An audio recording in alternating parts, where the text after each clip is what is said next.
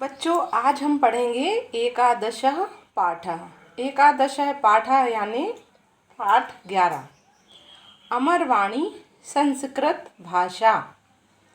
संस्कृत भाषा को अमरवाणी इसलिए कहा गया है क्योंकि इसे देवों की भाषा भी कहते हैं, इसे देव भाषा भी कहते हैं। देव भाषा यानी देवता लोग भी इसी भाषा को बोलते हैं, इसलिए इसे अमरवाणी कहा गया है। क्योंकि देवता यानी जब पृथ्वी का अपनी जो दुनिया का प्रारंभ है तब से लेकर अभी तक संस्कृत भाषा को बोला जाता रहा है।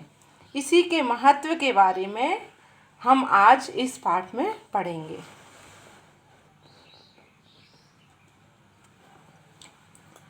भाषासु मुख्या मधुरा दिव्या गीवाण भारती। भाषाओं में मुख्य और मधुर दिव्य संस्कृत भाषा। भाषासु यानी भाषाओं में, मुख्य यानी मुख्य, मधुरा यानी मधुर और दिव्य गीवाण भारती यानी संस्कृत भाषा, जो कि हम देव भाषा भी जिसे हम कहते हैं। तो भाषाओं में मुख्य, मधुर, दिव्य संस्कृत भाषा। इसे ऐसा क्यों कहा गया है इसके बारे में अब हम आगे जानते हैं। भो छात्रा, छात्रों, श्रावण मासस्य द्वादशीतः भाद्रपद मासस्य तृतीयापर्यन्तं संस्कृत सप्ताह भवति। श्रावण मास के द्वादश तिथि को श्रावण मास की द्वादश तिथि से, श्रावण मास के बाद कौन सा महीना लगता है? भादों का महीना लगता है। तो सावन महीने से भादों महीने की तृतीया तक संस्कृत सप्ताह मनाया जाता है। श्रावण मास यानी सावन का महीना है जिसमें कि हम राखी बांधते हैं। अगस्त में राखी का त्यौहार आता है, रक्षाबंधन। तो श्रावण मास की पूर्णिमा को आता है राखी का त्यौहार, उससे 2 दिन पहले द्वादश को। और फिर उसके बाद भादो मास लग जाता है और भादो मास के 3 दिन और तृतीया पर्यंत, यानी ऐसे 6-7 दिन तक संस्कृत का सप्ताह मनाया जाता है। अद्य श्रावणी पूर्णिमा अस्ति। आज, अद्य यानी आज, श्रावणी पूर्णिमा है। किम भवन्तः जानन्ति, क्या तुम जानते हो? अद्य संस्कृत दिवसः अपि आयोज्यते। आज संस्कृत दिवस का आयोजन हम भी कर रहे हैं, क्योंकि यह वार्तालाप छात्रों के बीच हो रहा है, यानी हम जो शिक्षक है वह विद्यालय में हैं। तो शिक्षक बोल रहे हैं कि आज हम संस्कृत दिवस का आयोजन कर रहे हैं। संस्कृत भाषा अति प्राचीन अस्ति। जो संस्कृत भाषा है वह बहुत प्राचीन भाषा है। देवीय प्रेरणया उत्पन्ना, अतः इयं भाषा देव भाषा इति कथ्यते। यह भाषा देव प्रेरणा से उत्पन्न हुई है, इसीलिए इसे देव भाषा भी कहते हैं। संपूर्णे अपि विश्वे आदि ज्ञानस्य आधारा ऋग्वेदः, यजुर्वेदः, सामवेदः, अथर्ववेदः इति चतुर्वेदः, तथा शिक्षा, कल्पः, ज्योतिषं, छन्दः, व्याकरणं, निरुक्तम् इति 6 वेदांगानि, 800 उपनिषदः, 6 दर्शनानि, 18 पुराणानि, चिकित्सा, नाट्य, साहित्य, शास्त्रादयः ग्रंथः च संस्कृत भाषायाम् एव लभ्यन्ते। यानी कि संपूर्ण विश्व के, केवल भारत के नहीं, पूरे विश्व के आदि ज्ञान के जो आधार हैं वह कौन है? हमारे 4 वेद हैं, जिनको कि 4 वेदों का नाम क्या है? ऋग्वेद, यजुर्वेद, सामवेद और अथर्ववेद। ये 4 वेद किसके आधार हैं? पूरे विश्व के ज्ञान के आधार हैं। पूरा विश्व इनसे ज्ञान प्राप्त करता है। विद यानी जानना यानी ये जो वेद हैं उनसे ही सारी जो शास्त्र हैं जो पूरे निकले हुए हैं वह सभी इन्हीं चारों वेदों से निकले हुए हैं। सारे नियम, सारे कानून, सारे शिक्षा, ज्योतिषी, छंद, व्याकरण, भाषाएं सभी इन्हीं वेदों से प्राप्त हुई हैं। इसीलिए इन्हें आदि ज्ञान का आधार माना जाता है विश्व का। इसके बाद छह वेदांग हैं। वेदांग यानी वेदों से निकले हुए वेदों के अंग, इन्हें बोलते हैं वेदांग, जिसमें कि इनको अलग अलग कर दिया गया है। शिक्षा, कल्प, ज्योतिष, छंद, व्याकरण और निरुक्तम, ये 6 विषयों के वेदांग हैं जो कि संस्कृत भाषा में है। ये चारों वेद भी संस्कृत भाषा में हैं और वेदों से निकले हुए जो अंग जो जिन्हें कि वेदांग बोलते हैं वह भी संस्कृत भाषा में ही हैं। और अष्टोत्तर शतम यानी 108 उपनिषद, इन्हीं वेदों से निकले हुए 108 उपनिषद और 6 दर्शन, अष्टादश पुराण, अष्टादश यानी 18 पुराण, जिनमें कि चिकित्सा, नाटक, साहित्य और शास्त्र आदि के ग्रंथ हैं, वह सभी संस्कृत भाषा में ही हैं और हम उनका लाभ अभी तक प्राप्त कर रहे हैं। अब देखिए, संस्कृत भाषा में पूरा ज्ञान जो है सृष्टि का वह सभी संस्कृत भाषा में निहित है। कौन कौन सा? 4 वेद, 6 वेदांग, 108 उपनिषद, 6 दर्शन, 18 पुराण, जिसमें कि चिकित्सा, नाटक, साहित्य, शास्त्र आदि ग्रंथ आते हैं। ये सभी संस्कृत भाषा में ही हैं। पुरा संस्कृत भाषा जन भाषा आसीत, जो पुरानी संस्कृत भाषा थी वह लोक भाषा थी। लोग भी उसी संस्कृत भाषा में ही व्यवहार करते थे, बोलते चालते थे। अधुना अपि प्रासंगिकी अस्ति, आज भी इसकी प्रासंगिकता यानी महत्व है।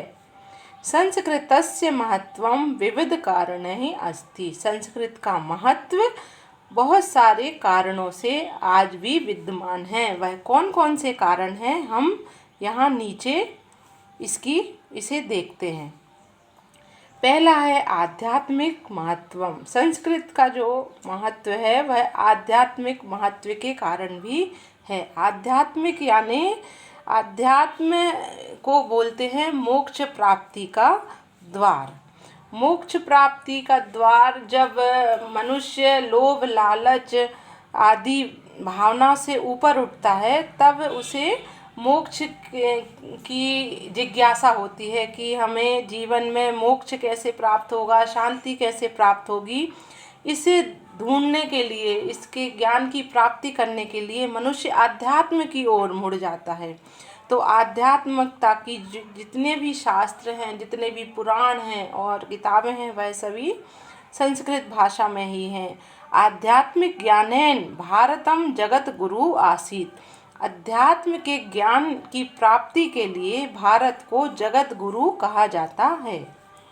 श्रीमद् भागवत गीता आदि भारतीय धर्म दर्शन ग्रंथेषु गुण रहस्यानि देवी तत्वानि नेतानि, आध्यात्मिक ज्ञान हमारे भारत की किन पुस्तकों में मिलता है? श्रीमद् भागवत गीता आदि जो बहुत सारी भारतीय धर्म हैं और दर्शन ग्रंथ हैं, उनके गुण रहस्यों में जो देवों की जो भाषा है, देववाणी है, वह निहित है। भौतिक जगति आध्यात्मिक शांति निमित्तं वैदेशिकः अपि भारतीय दर्शनस्य अध्ययनं कुर्वन्ति, भौतिक जगत से जब लोग ऊब जाते हैं, भौतिक कामनाओं से जब लोग ऊब जाते हैं, तब आध्यात्मिक शांति के हेतु विदेशी लोग भी हमारे भारतीय दर्शन का अध्ययन करते हैं। इसीलिए इसका आध्यात्मिक महत्व भी बहुत है। अब दूसरा कारण है संस्कृत का महत्व के लिए जो कि आज भी है, सांस्कृतिक कारण। सांस्कृतम महत्वम, भारतस्य प्रतिष्ठे द्वे संस्कृतं संस्कृत स्थिता। भारत का जो की प्रतिष्ठा है वह दो कारणों से है। एक तो संस्कृत, दूसरा है संस्कृति।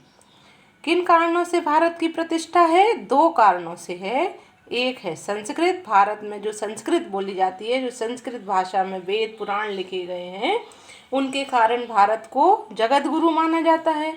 और फिर है दूसरी कारण है संस्कृति। संस्कृत से ही संस्कृति का उदय हुआ है। तत्रापि संस्कृति संस्कृताश्रिता इति उच्यते, क्योंकि संस्कृति संस्कृत के आश्रित है ऐसा माना जाता है। चत्वारः पुरुषार्थाः, चत्वारः आश्रमाः, षोडश संस्काराः, स्त्री समादरादयः, सद्विचारः धर्म पुराण स्मृति ग्रंथेषु संस्कृत भाषायाम एव प्रतिपादितः। जो चार पुरुषार्थ माने जाते हैं वह चार आश्रम, 16 संस्कार जो कि मनुष्य के गर्भ में आने से मनुष्य के मरणोपरंत तक जो संस्कार किए जाते हैं उन्हें 16 संस्कार कहा जाता है। चार आश्रम, बहुत पुराने समय में ही ऋषि मुनियों ने मनुष्य के जीवन को चार भागों में बांट दिया था।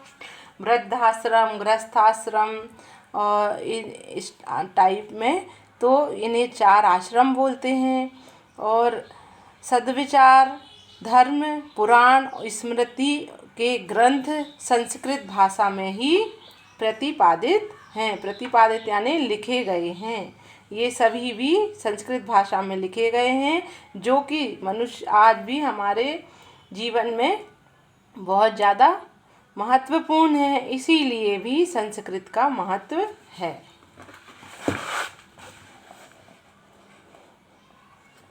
अब तीसरा कारण है साहित्यकम महत्वम। साहित्यकम महत्व, साहित्य होता है किसी देश का लिखा हुआ एक संकलन। उस साहित्य से ही उस देश के विचार और भावनाओं को और उस देश के कला, जीवन आदि को हम समझ सकते हैं। साहित्य को देखकर हम किसी देश की विज्ञान और विकास को समझ सकते हैं। तो हमारा जो साहित्य है वह संस्कृत भाषा में देखो कितना समृद्ध साहित्य है, वह आगे हम चर्चा करते हैं। संस्कृत भाषायाम आदि कवि वाल्मीकि आरम्भ्य विष्णु शर्मा, कालिदास, भारवी, माघ, दंडी, भर्तृहरि, जयदेव दीनानाम। यानी संस्कृत भाषा के आदि कवि कौन थे? कवि वाल्मीकि। वाल्मीकि ने क्या लिखा था? रामायण की रचना की थी, और जो कि आज भी हर जगह प्रासंगिक है। रामायण जो कि वह कितने सालों, कितने युगों पहले उस चीज़ को लिख गए थे, तो संस्कृत भाषा में ही लिखी थी उन्होंने, वाल्मीकि जी ने। और उन्हीं के समकालीन थे विष्णु शर्मा, कालिदास, भारवी, माघ, दंडी, भर्तृहरि और जयदेव आदि। यानी बहुत सारे कवि जो हैं जिन्होंने विश्व प्रसिद्ध साहित्य लिखा हुआ है, और विश्व साहित्य में अभी भी उनके जैसा साहित्य कहीं भी नहीं मिलता है। ऐसा साहित्य इन कवियों ने लिखा हुआ है। वह किस भाषा में है? संस्कृत भाषा में है। एतेषां कृतिषु गद्य पद्य नाट्य काव्य गीति नीति स्रोत कथा साहित्यस्य भंडारा दृश्यते।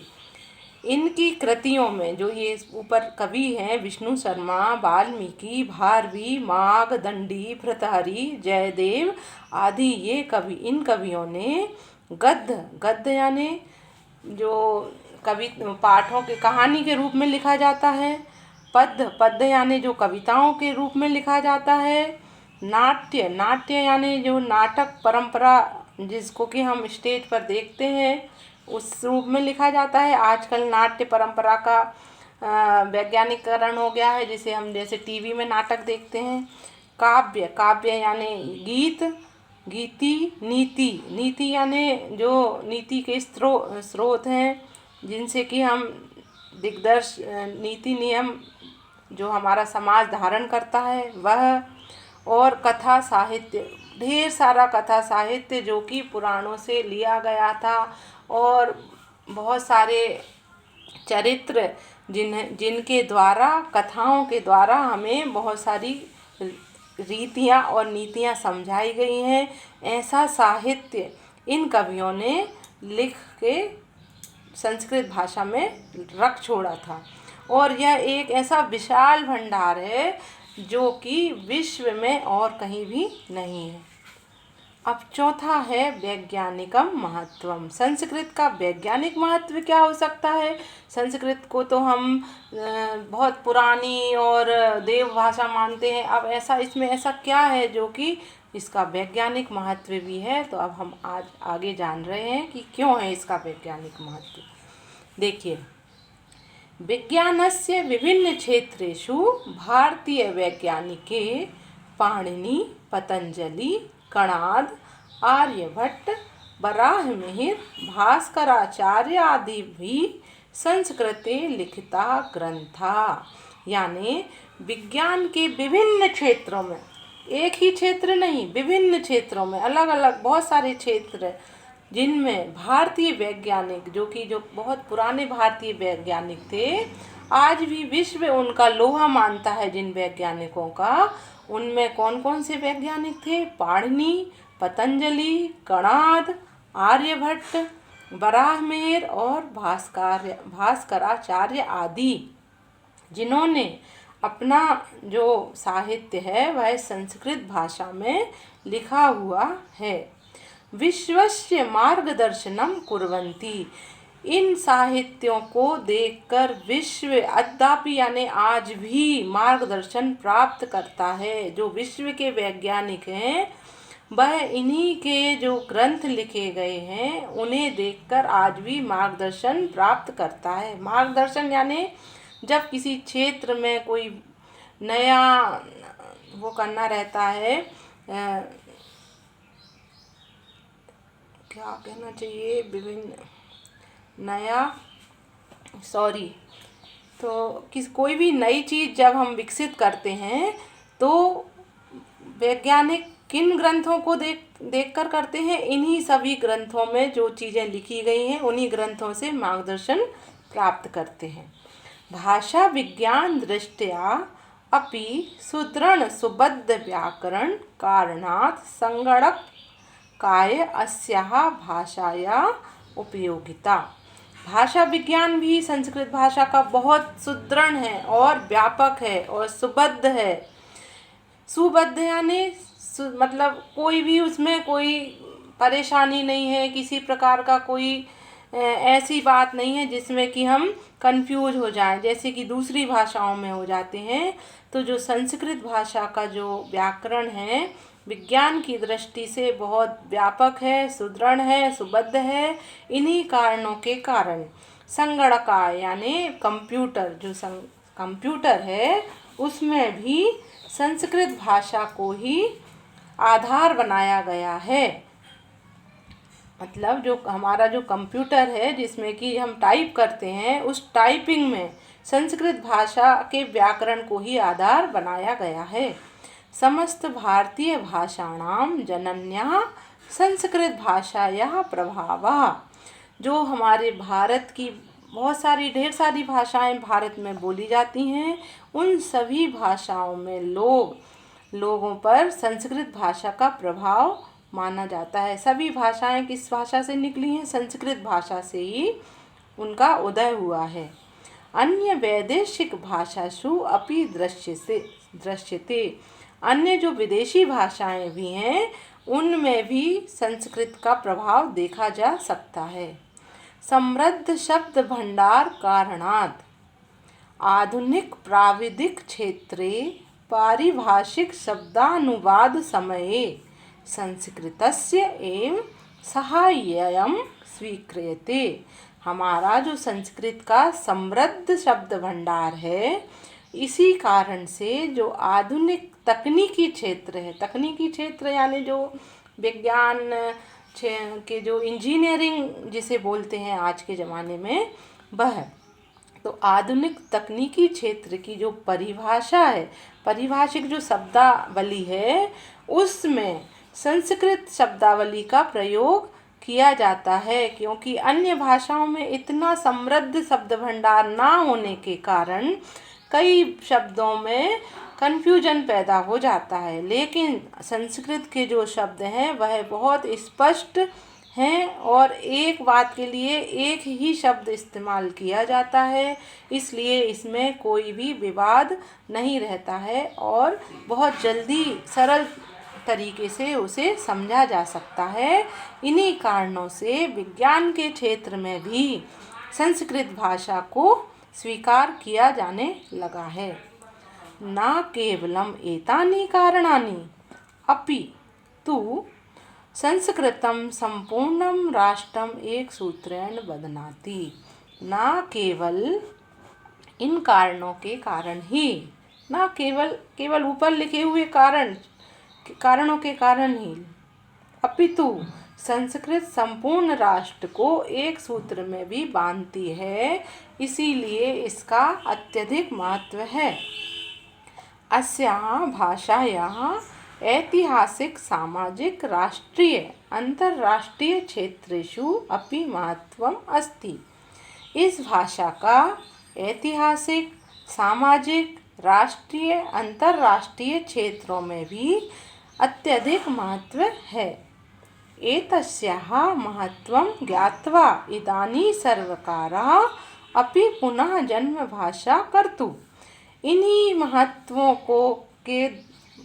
महत्वों को ध्यान में रखते हुए हमारी जो सरकार है उसने ऐसी एक नीति अभी बनाई हुई है कि संस्कृत भाषा को ही जन्मभाषा स्वीकार किया गया है उसमें, जो कि 99 से 2000 और संस्कृत भाषा को जन्मभाषा स्वीकार किया गया है। और जो सन 99 है और 2001 पूरा साल संस्कृत वर्ष घोषित किया जा चुका है।